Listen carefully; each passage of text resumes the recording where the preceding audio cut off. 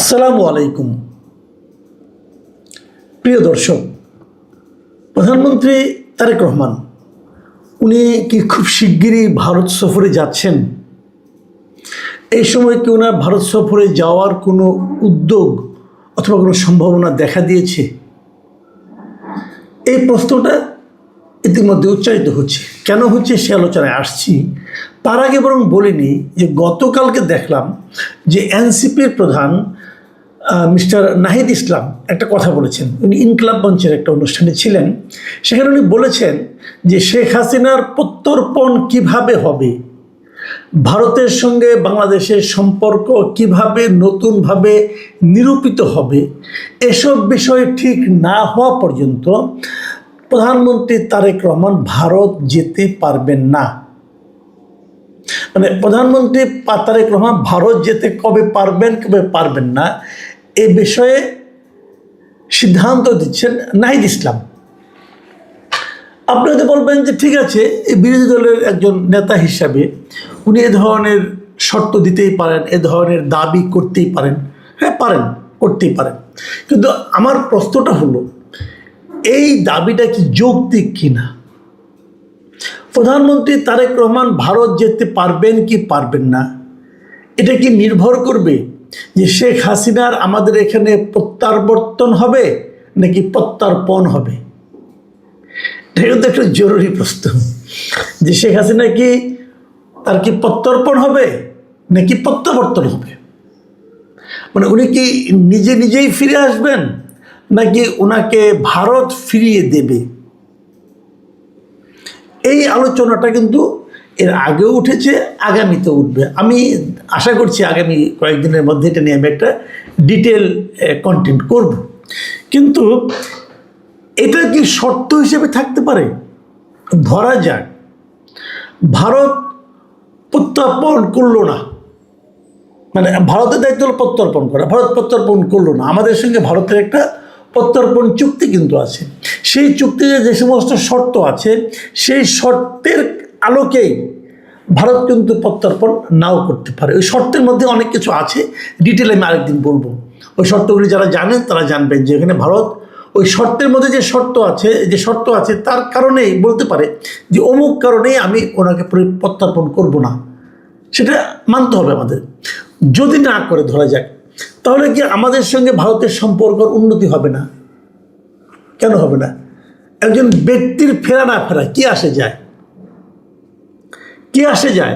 কারণ আপনি ওই ব্যক্তিকে একটা বিচারের আওতায় এনেছেন, একটা রায় হয়েছে, আরও অনেকগুলি মামলা ওনার বিরুদ্ধে চলছে। রায় হওয়াটাই কিন্তু আমাদের দিক থেকে করণীয় কাজ।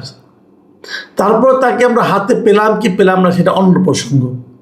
তো আপনি আপনার সিদ্ধান্ত, কিন্তু ওনাকে না দিলে আমি ভারতের সঙ্গে কোনো ব্যবসা করব না, বাণিজ্য করব না, ভারতের দিগকে আমাদের এখানে ভিসা দেব না, আমরা কোনো ভিসা নেব না, ভারতে যাব না, এই যে ঘটনাগুলো সম্পূর্ণ সম্পর্ক ছিন্ন করে ফেলব, এই বিষয়টা কি এরকম হওয়া উচিত?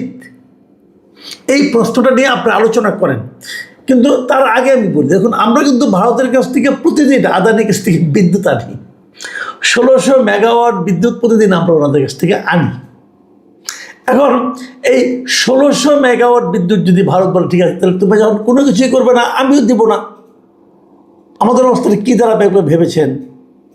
ভারত থেকে আমরা প্রচুর পরিমাণ জিনিস আমদানি করি। অন্তর্বর্তীকালীন সরকারের সময় ভারতের সঙ্গে আমাদের বাণিজ্য ভয়ঙ্করভাবে ক্ষতিগ্রস্ত হয়েছিল। ভারত আমাদের অনেক কিছু নেওয়া বন্ধ করে দিয়েছিল, দেওয়াও বন্ধ করে দিয়েছিল।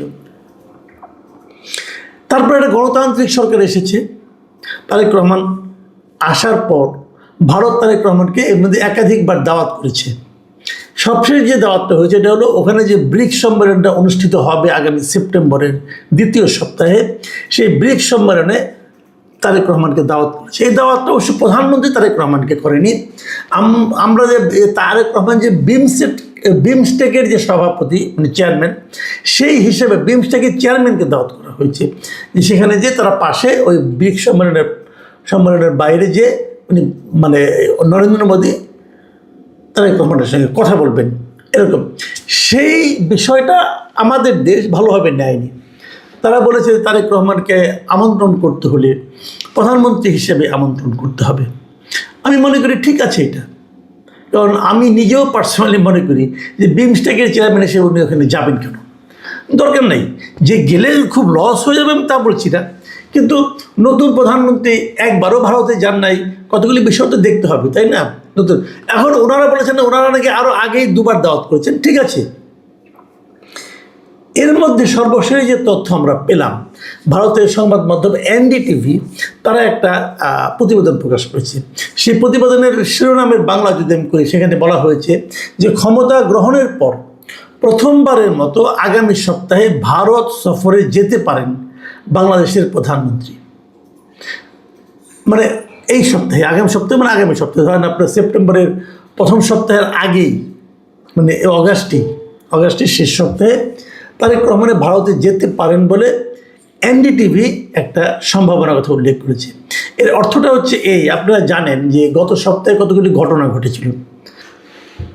সেই ঘটনাটা হলো যে 5 তারিখে যখন শেখ হাসিনা দিল্লিতে একটা অনলাইনে একটা ইন্টারভিউ করলেন, ইন্টারভিউ মানে একটা সংবাদ সম্মেলন করলেন, সেটা নিয়ে বাংলাদেশ খুব কড়া প্রতিবাদ জানিয়েছিল। বাংলাদেশ তার অবস্থানটা ক্লিয়ার করেছিল যে এটা তারা পছন্দ করেনি। তার পরপরে আমরা দেখেছি যে বাংলাদেশে নিযুক্ত ভারতের যে high commissioner mister Dinesh Trivedi, উনি আমাদের প্রধানমন্ত্রীর সঙ্গে দেখা করেছেন, স্বরাষ্ট্রমন্ত্রীর সঙ্গে দেখা করেছেন, এবং প্রধানমন্ত্রীর সঙ্গে দেখা করার পরপরই ওই দিনই উনি আবার দিল্লি চলে গেছেন, যে নরেন্দ্র মোদীর সঙ্গে দেখা করেছেন। মানে বেশ একটা দ্রুত দুতিয়ালি একটা হয়েছে আর কি। এবং সেটাতে হয়তো উনি আমাদের সেন্টিমেন্টটা বোঝার চেষ্টা করেছেন, ভারতকে এটা মানে অভিহিত করেছেন এবং কী করা যায় সেটা নিয়ে পার্সোনালি উনি কথা বলেছেন। দীনেশ ত্রিবেদী কিন্তু মন্ত্রীর পদমর্যাদায়, যদি উনি আমাদের এখানে হাই কমিশনার, কিন্তু ভারত কিন্তু ওনাকে এখানে মন্ত্রীর পদমর্যাদা দিয়ে নিয়োগ করেছে।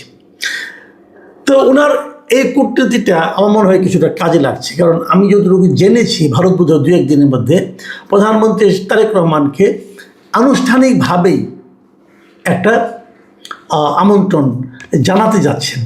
যদি সেটা হয় এবং সেটা প্রধানমন্ত্রী হিসেবে এক প্রধানমন্ত্রীর থেকে আরেক প্রধানমন্ত্রীর কাছে একটা আমন্ত্রণ। এবং এরই মধ্যে আমরা দেখেছি যে গত বৃহস্পতিবার ভারতের রাজ্যসভায় তাদের যে পররাষ্ট্র প্রতিমন্ত্রী আছে কীর্তিবর্ধন সিং, তিনি বাংলাদেশ সম্পর্কে বেশ কিছু ইতিবাচক বক্তব্য দিয়েছেন এবং সেখানে তিনি বলেছেন বাংলাদেশের সঙ্গে আন্তঃসীমান্ত যোগাযোগ যে প্রকল্পগুলো আছে সেগুলো নিয়ে ভারত বাংলাদেশের সঙ্গে দ্বিপাক্ষিক আলোচনা চালিয়ে যাচ্ছে। এবং আরও কিছু সম্ভাবনার কথা সরাসরি বলেননি, কিন্তু সেখান থেকে বোঝা যাচ্ছে এটা যে ভারত অন্তর্বর্তীকালীন বাংলাদেশের অন্তর্বর্তীকালীন সরকার মানে ডক্টর ইউনূস সরকারের আমলে যে বাণিজ্যিক কর্মকাণ্ডের উপর এম্বার্গো ভারত দিয়েছিল, খুব সম্ভবত সেগুলো তারা তুলে নেবে, এরকম একটা ইঙ্গিত ভারতীয় বিভিন্ন মিডিয়ায় কিন্তু এরই মধ্যে এসেছে। তো সেগুলো যদি হয় তাহলে সেটা অবশ্যই আমাদের জন্য ইতিবাচক হবে। এবং এই ইতিবাচক কাজগুলো তারা করছে কেন? তারা করছে এই কারণে যে যেন আমরা খুব দ্রুতই একটা দ্বিপাক্ষিক আলোচনায় বসতে পারি। এবং যে কথাটা দীনেশ ত্রিবেদী বারবার বলেছেন যে আলোচনার মাধ্যমে যে কোনো সমস্যারই সমাধান করা সম্ভব। এবং আমি নিজেও মনে করি, আমরাও মনে করি আলোচনা তো করতে হবে। আমরা একজনের সঙ্গে কথা বলবো না, অমুক করবো না। দেখুন ভারতের সঙ্গে কিন্তু আমাদের যোগাযোগ প্রতিবেশী হিসেবে থাকবে। অলরেডি কিন্তু আমাদের সরকার ভারতের কাছে তেলও চেয়েছে পাইপলাইনের মাধ্যমে। তো এগুলি তো ভাই একদম যদি আমি ঝগড়া শুরু করে দিই এখানে আমার লাভটা কী হবে? যা হোক, সেগুলি নিয়ে রাজনীতিবিদরা কথা বলবেন। আমাদের যে দলগুলোর রাজনীতি হচ্ছে ভারত বিরোধিতা, তারা হয়তো মানে যে কোনো কিছুর বিনিময়ে বিরোধিতাকে টিকিয়ে রাখতে চাইবেন, কিন্তু দেশ তো ওনারা চালাবেন না, দেশ চালাবে যারা সরকার গঠন করেছে তারা। তাদেরকে অনেক কিছু চিন্তা করতে হবে এবং সেই চিন্তা তারা করবে। আমি পার্সোনালি যেটা মনে করি সেটা হলো যে ভারত আমাদের প্রতিবেশী, আমরা প্রতিবেশীকে কখনোই পরিবর্তন করতে পারবো না। সেক্ষেত্রে ভারতের সঙ্গে আমাদের সুসম্পর্ক থাকলে ভারতেরও লাভ, আমাদেরও লাভ। সুসম্পর্ক থাকা মানে এই নয় নতজানু হওয়া। আপনি চোখের সঙ্গে চোখ লাগিয়ে কথা বলতে চান, এটা অতি উত্তম। আপনি আপনার যতটুকু আছে তা নিয়ে ভারতের সঙ্গে বার্গেন করবেন, ভারতও বার্গেন করবে। আমরা চেষ্টা করব আমাদের অধিকার রক্ষা করতে, তারা চেষ্টা করবে তাদের অধিকার রক্ষা করতে। এবং এই দুই দেশে আত্মসম্মান নিয়ে পরস্পরের সঙ্গে সম্পর্কিত হবে, এটাই স্বাভাবিক। আমরা নতজানু হতে চাই না, কিন্তু আমরা সার্বক্ষণিক বিরোধেও থাকতে চাই না। এই জিনিসটা মাথায় রেখে আমি জানি না আলটিমেটলি তারেক রহমান ইন্ডিয়াতে এই যে খবরটা এনডিটিভি দিয়েছে এটা হবে কিনা। কিন্তু আমি মনে করি যে তারেক রহমানের ইন্ডিয়াতে যাওয়া অবশ্যই জরুরি, কিন্তু সেটা প্রধানমন্ত্রী হিসেবে যাওয়া জরুরি, ওই বিমস্টেকের চেয়ারম্যান হিসাবে না। এবং যদি তারা আমন্ত্রণটা করে, এবং যদ্দূর শুনেছি বিভিন্ন রকম ভারতীয় মিডিয়া থেকে যে তারা চাচ্ছে মানে ব্রিক্স সম্মেলনের আগেই তারেক রহমানের সঙ্গে একটা দ্বিপাক্ষিক আলোচনায় বসতে। যদি সেটা হয়, আমার ধারণা সেটা উভয় দেশের জন্যই ইতিবাচক হবে। প্রিয় দর্শক, আমরা অপেক্ষা করি, দেখা যাক কী হয়। সবাই ভালো থাকবেন। আল্লাহ হাফিজ।